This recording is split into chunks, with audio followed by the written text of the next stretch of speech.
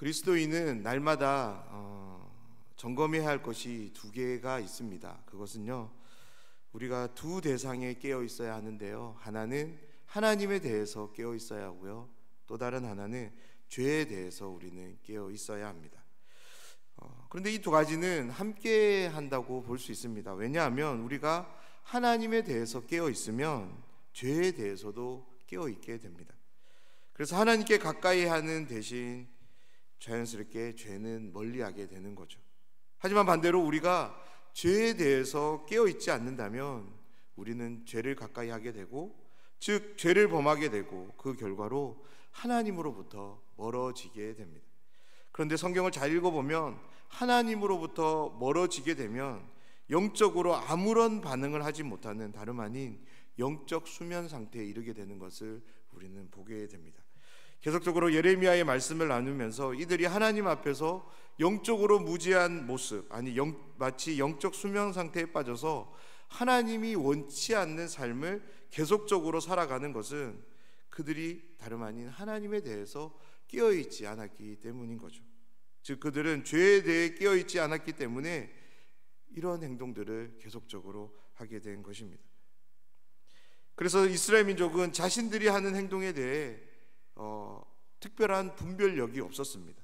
마치 좋은 게 아닌가란 식으로 하나님을 섬기듯 우상을 섬기게 된 것이죠. 우상은 아무런 말과 행동을 하지 않습니다. 하지만 이스라엘 민족의 삶에 대해서 하나님은 결코 그렇지 않으십니다. 그래서 그들을 향해 하나님은 심판을 준비하시고 그 심판을 예레미야를 통해 말씀하시는 거죠. 사랑하는 여러분, 오늘도 예레미야를 통해 선포되는 하나님의 말씀 앞에서 우리의 삶을 돌아보길 원합니다. 나는 지금 하나님에 대해서 깨어 있습니까? 그래서 날마다 하나님을 향하는 삶을 살아가고 계신가요? 아니면 하나님도 그렇지만 죄에 대해서도 아무런 깨어 있음 없이 그냥 그렇게 내게 주어진 일들에 그냥 바쁘게 그렇게 살아가고 계신가요? 그렇다면 오늘 이 말씀을 통해 하나님에 대해서 그리고 죄에 대해서 깨어있는 우리가 되면 좋겠습니다. 오늘 말씀은 하나님, 특별히 예레미야서를 통해서는 만군의 여호와로 소개되는 하나님의 말씀이 상황들을 통해서 주어집니다. 그리고 그 상황에 대해서 하나님은 자신의 입장이, 특별히 마음이 어떠한지를 계속적으로 들려주시는데요, 그렇게 하나님의 말씀이 나온 후 하나님으로부터 이 말씀을 받은 예레미야 또한 자신의 심경을 밝힙니다. 그리고 마지막으로 하나님은 예레미야를 통해 이스라엘을 왜 심판하셔야만 하는지에 대한 이유를 밝히십니다. 오늘도 말씀을 통해 하나님께 나아가는 우리 모두가 되기를 간절히 소원합니다.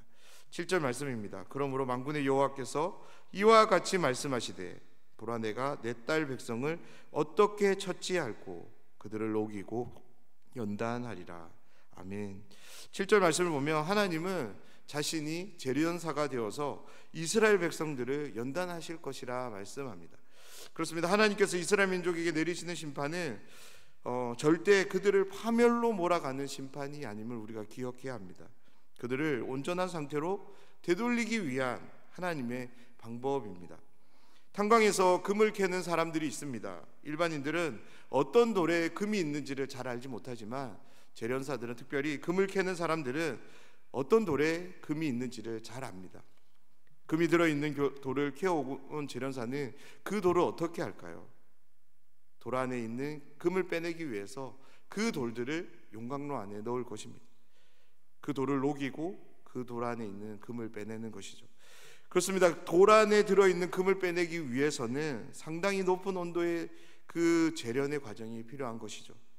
만약 돌이 생명력이 있어서 용광로의 온도를 견디지 못하고 그 용광로에서 빠져나온다면 절대 금을 빼낼 수 없는 것입니다. 돌에서 금을 빼내기 위해서는 반드시 이 연단의 과정이 필요한 것입니다. 우상숭배에 빠진 이스라엘 민족을 꺼내기 위해서 무엇이 필요했냐면 바로 이 재련의 과정이 필요했던 것입니다. 하나님은 북방의 나라들, 바벨론 제국을 통해서 이스라엘 민족, 그들이 절대적으로 믿고 숭배했던 우상이 자신들을 지켜주지 않는다는 것을 철저히 깨닫도록 하시기 위해서 심판을 준비하십니다. 우상으로부터 철저한 외면을 당하도록 이 심판을 하나님은 허용하신다라는 거죠. 그런데 이것이 심판의 형태로 주어지지만 다시 한번 말씀드립니다. 이것이 심판이 아닌 것입니다. 마치 돌 안에 있는 금을 빼대듯이 하나님을 섬김이 아니라 우상숭배에 빠져든 이스라엘 민족의 삶을 원래대로 되돌리기 위한 하나님의 특별한 방법인 것이죠. 하나님은 이 심판을 통해 이 일을 하시려고 하시는 것입니다. 7절의 한글 번역이 다른 여러 나라의 언어들의 번역보다 저는 개인적으로는 잘 되었다라고 생각하는데요, 바로 처치할꼬라는 이 번역 때문입니다. 본래 의미는 단순하게 그들을 어떻게 할꼬라는 그런 표현인데요, 한글 번역의 처치할꼬는 이스라엘 민족의 그 모습을 보시면서 하나님이 그들을 진심으로 어떻게 해야 될지, 어떻게 다뤄야 될지에 대한 어떤 심정을 우리가 조금 느낄 수 있기에 저는 이 처치할꼬라는 이 번역이 정말로 잘된 번역이라고 생각합니다. 그러면서 8절을 시작으로 이스라엘 민족이 어떤 모습인지 그들의 현 실태가 고발되는데요, 사랑하는 여러분, 하나님을 가까이 하면, 하나님을 사랑하면 하나님만 가까이 하는 것이 아니라, 하나님만을 사랑하는 것이 아니라 이웃을 가까이 하게 되고 이웃을 사랑하며 존중하게 되는 줄 믿습니다. 왜 그럴까요? 하나님을 진정으로 사랑한다면 하나님은 하나님을 향하는 그 사랑을 함께하는 이웃들로 향하게 하기 때문입니다. 사랑하는 여러분, 정말로 함께하는 지체들 그리고 이웃들을 진심으로 사랑하며 섬기기를 원하십니까? 그렇다면 지금 내 모습 속에서 하나님을 진심으로 사랑하고 있음을, 하나님을 내 온 마음 다해서 섬기고 있는지를 우리는 먼저 점검해 봐야 될 것입니다. 8절부터 소개되는 이스라엘 민족의 모습, 왜 이들은 이런 삶을 살게 되었을까요? 그것은 그들이 하나님으로부터 이탈되었기 때문입니다. 범사에 하나님을 인정하지 않았기 때문에, 하나님을 두려워하지 않기 때문입니다. 그들은 자신의 이웃들에게 거짓말을 하며 마음으로 해를 꾸미게 된 것입니다. 하나님을 섬겨야 될 이스라엘 민족은 하나님만을 섬긴 것이 아니라 우상을 함께 섬깁니다. 그로 인해 이스라엘 이웃을 사랑하며 존중해야 되는 이스라엘 민족은 그들을 향해 사랑이 아닌 거짓을 말하고 존중이 아닌 해를 꾸미게 된 것입니다.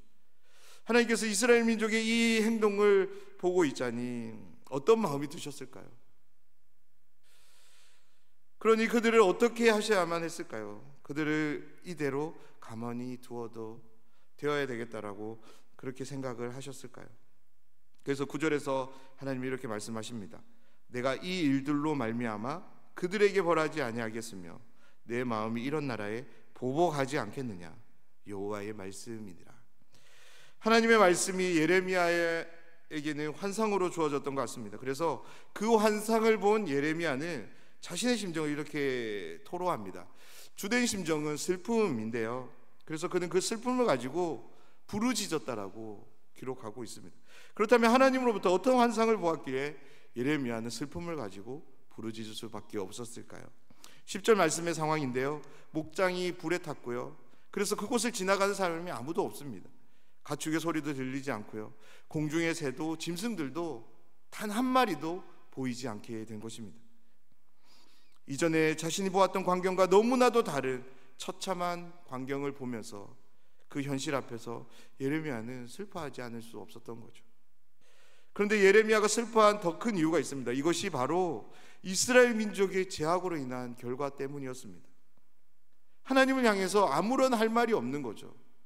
이것이 그냥 자연의 재해라면 하나님 우리를 불쌍히 여겨달라고, 이 심판을 걷어달라고 말할 수 있겠는데, 예레미야가 볼 때도 이스라엘의 죄악이 너무나도 만연되었기 때문에, 특별히 우상숭배가 너무나도 심하게 드려졌기에 하나님 앞에 아무런 말을 할 수 없었던 것입니다. 하나님을 섬기며 이웃들을 사랑해야 했던 이스라엘 민족이 그러지 않았기 때문에 이 처참한 광경이 주어진 것을 예레미야는 알고 슬퍼할 수밖에 없었던 것입니다. 사랑하는 여러분, 이스라엘 민족이 우상이 아닌 하나님만 온전히 섬겼다면, 이웃에게 거짓을 말하지 않고 그들을 존중하며 사랑했다라면 그들에게는 어떤 결과가 주어졌을까요? 그들은 하나님이 내리시는 복과 은혜 가운데 날마다 풍성한 삶을 영위했을 것입니다. 그렇기 때문에 예레미야는 자신 앞에 펼쳐진 이 광경을 두고 슬퍼할 수밖에 없었던 것입니다. 11절에서 나는 하나님을 가리키는데요, 하나님께서 다름 아닌 이 일을 하셨다라고 예레미야에게 말씀하십니다.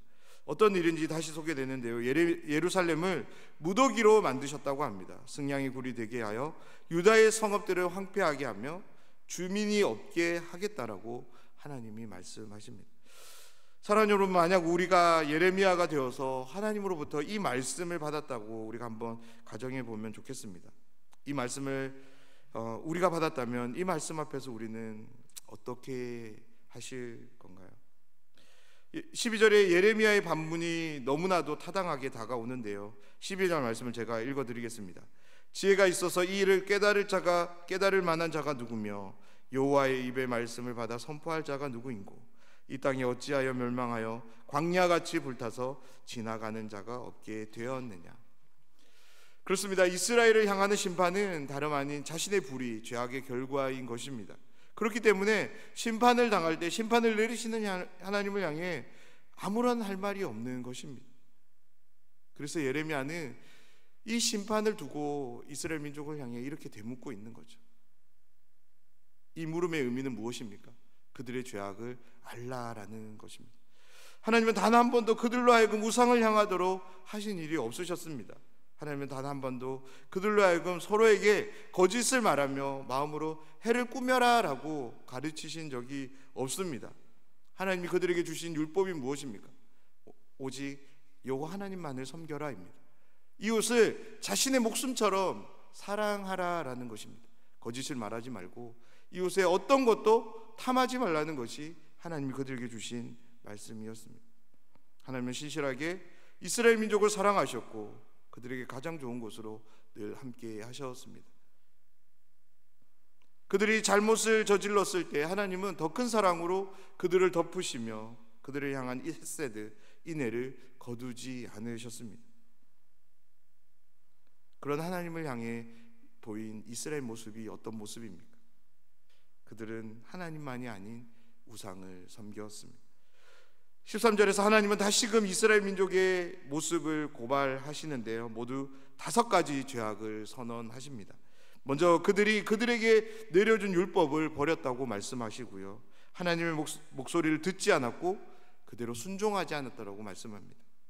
마음의 완악함을 따라갔다라고 말하고 마지막으로 자기 조상들이 자신들에게 가르친 바알을 섬겼다라고 말씀합니다. 이스라엘 민족의 이 5가지 죄악들을 가만히 들여다보면 하나님으로부터는 멀어지는데 반해 우상에게는 가까워지는 것을 우리는 볼 수 있습니다. 그렇습니다. 우리가 하나님으로부터 멀어지면 하나님만을 멀리하는 것으로 끝나지 않는다는 것을 여러분 꼭 기억하시길 부탁드립니다. 어디로 나아가냐면 마음의 완악함을 따라서 우상으로 나아간다입니다. 사랑하는 여러분, 이 영적 원리를 꼭 기억하셨으면 좋겠습니다. 그렇기 때문에 우리가 날마다 하나님에 대해서 깨어 있어야 되는 거죠. 하나님을 더욱 철저하게, 더욱 온전히 사랑하며 섬길 수 있도록 우리는 기도해야 합니다. 왜냐하면 하나님으로부터 멀어지는 순간 우리는 우상과 가까워지기 때문입니다. 15절은 이렇게 시작합니다. 그러므로 라는 단어로 시작하는데요, 하나님은 이스라엘 백성들에게 그들이 받게 되는 이 심판이 아무런 이유 없이 주어지는 것이 아니라 바로 너희들의 죄악으로 인한 결과인 것을 그러므로 라는 이 단어를 통해서 주지시켜 주십니다. 하나님의 말씀이 계속적으로 이어지는데요, 한글 성경에는 쑥을 먹게 하며 독이 든 물을 마시게 할 것이라고 말씀합니다. 독이 든 물은 그렇다 하더라도 쑥을 먹는 것은 건강에 도움이 되는 것으로 우리는 생각할 수 있는 것 같아요. 그런데요, 한글 성경은 쑥이라고 번역했지만 본래적인 의미는 도저히 먹을 수 없는 쓴맛을 내는 음식입니다. 하나님은 이스라엘 민족이 이것들을 먹게 하실 것이라는 것이죠. 16절에서는 이들의 죄악, 특별히 우상숭배가 그들의 조상으로부터 비롯된 것임을 밝히시면서 이스라엘 민족을 흩으시고 진멸되기까지 칼을 보낼 것이라는 엄중한 심판을 말씀으로 주십니다. 사랑하는 여러분, 오늘 말씀은 하나님께서 이스라엘 백성에게 심판을 내리시는데 그 심정이 어떠한지, 무엇 때문에 그들에게 심판을 내리시는지에 대해 분명하게 우리에게 말씀으로 들려주십니다. 또한 그 말씀을 받은 예레미야가 어떤 마음으로 이 말씀을 이스라엘 민족에게 선포했는지를 또한 들려주는데요. 오늘 이 말씀 앞에서 우리의 삶을 정직하게 들여다보며 이 말씀을 한번 적용해 보았으면 좋겠습니다. 하나님께서 지금 내 모습을 보실 때 어떤 평가를 내리실까요? 특별히 내가 지금 하나님에 대해서 깨어 있는지 우리가 한번 돌아보면 좋겠습니다. 그리고 죄에 대해서 나는 얼마나 깨어 있고 분별하고 있는지를 한번 돌아보셨으면 좋겠습니다. 오늘을 시작으로 더욱더 철저하게 하나님께 깨어 있는 삶을 위해서 우리가 부단히 기도하는 우리 모두가 되면 좋겠습니다. 그래서 하나님으로부터 주어지는 은혜와 복을 온전히 받아 누리며 하나님을 더욱 인격적으로 경험하며 풍성한 관계로 나아가는 우리 모두가 되길 주님의 이름으로 축원합니다.